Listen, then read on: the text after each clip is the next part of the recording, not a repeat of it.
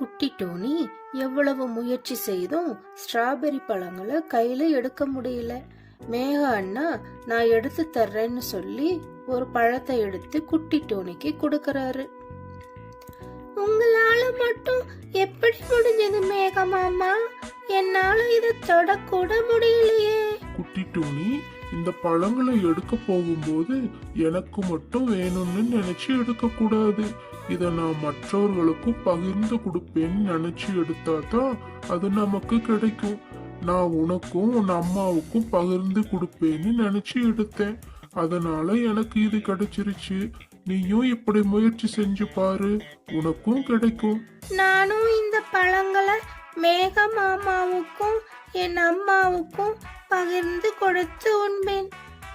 இப்படி சொன்ன உடனே அங்கிருந்த பழங்கள் குட்டி டோனிக்கு கிடைச்சது.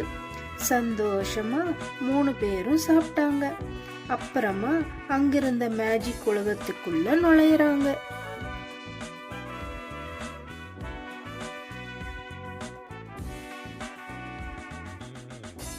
இதுதான் கெட்ட எண்ணங்களை உடையவர்களை தண்டிக்கும் தேவதை.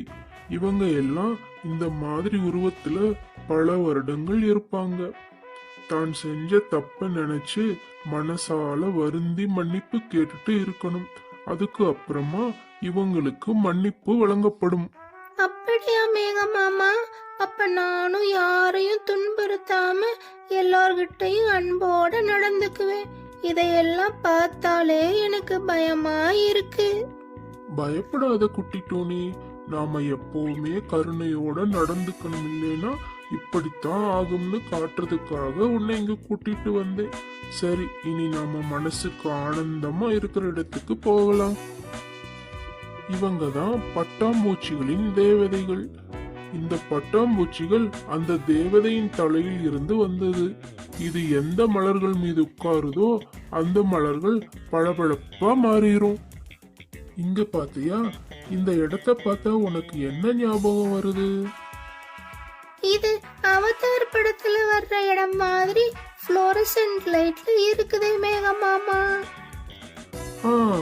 கரெக்டா சொன்ன.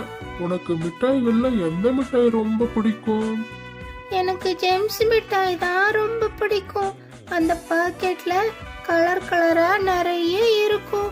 ஒவ்வொரு கலரா எடுத்து நான் ரசிச்சு ரசிச்சு சாப்பிடுவேன். அப்போ உனக்கு ஒரு சர்ப்ரைஸ் ஆன இடம் காத்துட்டு இருக்கு.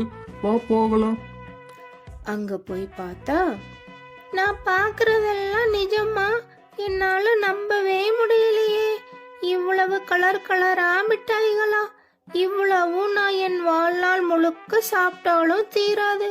அவ்வளவு மிட்டாய் இருக்கு இங்க. இது குழந்தைகளுக்கான மிட்டாய் உலகம். எவ்வளவு சாப்பிட்டாலும் குறையாது. சாப்பிட சாப்பிட புதுசு புதுசா வந்துட்டே இருக்கும். ஆசை தீர குட்டி டோனி மிட்டாய்களை பறந்து பறந்து சாப்பிட்டது. மோனா டோனியும் அதை பார்த்து சந்தோஷப்பட்டது. அடுத்தது நம்ம மாய உலக ஆராய்ச்சி மையங்களை பார்க்கலாம் அப்படின்னு சொல்லிட்டு மேக அண்ணா பல வித்தியாசமான இடங்களை கடந்து பயணத்துக்கு கூட்டிட்டு போறாரு. இது என்ன உருவம்னே தெரியலையே. பார்க்க கலர் கலரா இருக்குது. இத பத்தி எல்லாம் என்னன்னு விவரங்கள் தெரிஞ்சுக்க ஆசையா இருக்கு மேக மாமா. இத பத்தி எல்லாம் தெரிஞ்சுக்கணும்னா நிறைய அறிவு சார்ந்த புத்தகங்கள் படிக்கணும். சுற்றுலா முடிஞ்சு வீடு திரும்பும் போது நான் உனக்கு நிறைய புத்தகங்கள் கொடுக்கறேன். அதுல நீ கண்டிப்பா படிக்கணும். அது உனக்கு வருங்காலத்துக்கு உதவும். சரி மேக மாமா, நான் கண்டிப்பா படிக்கிறேன். பேசிட்டு ஆராய்ச்சி உலகத்துக்குள்ள நுழையறாங்க. பெரிய கட்டிடங்கள் மாதிரி இருக்குதே, இதெல்லாம் என்ன மேக மாமா? வருங்கால மக்களின் முன்னேற்றத்துக்கான ஆராய்ச்சிகள் நடக்குது. ஒவ்வொரு கட்டிடத்திலும் ஒவ்வொரு வேலை நடக்குது. அது என்னன்னு நான் கொடுக்கிற புத்தகத்துல இருக்கும். அத படிச்சு தெரிஞ்சுக்கோ. அதுக்கு முன்னாடி இந்த இடங்களை எல்லாம் நல்லா கூர்ந்து கவனிச்சுக்கோ. ஒவ்வொரு இடமும் வித்தியாசமாகவும் ஆச்சரியமாகவும் இருக்கு. ஒவ்வொரு இடமா பார்த்து பார்த்து ரொம்ப டயர்டா ஆயிடுறாங்க. வித்தியாசமான மாய உலகங்களை பார்த்த சந்தோஷத்துல பூமிக்கு திரும்ப வர ஆரம்பிக்கிறாங்க 3 பேரும். மாய உலகங்களை நீங்களும் பார்த்து ரசிச்சீங்களா செல்லக்குட்டிகளா? இது மாதிரி மாய உலக கதைகள் வேணும்னா கமெண்ட்ல சொல்லுங்க. மறக்காம லைக், ஷேர், கமெண்ட் பண்ணுங்க. அப்படியே சப்ஸ்கிரைப் பட்டனையும் தட்டி விட்டுருங்க. பை.